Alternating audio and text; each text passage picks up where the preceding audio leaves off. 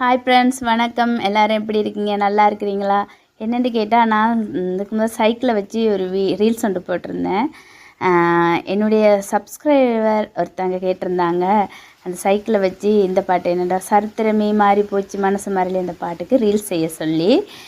அந்த சைக்கிள் இப்போ இல்லை, அதனால் இந்த சைக்கிளை வச்சு செய்கிறேன்.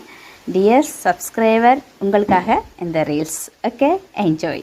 சரித்திரமே மாறி போச்சு மனசு மாறலையே, என் சைக்கிளுக்கு உனக்கு மட்டும் வயசு ஏறலையே.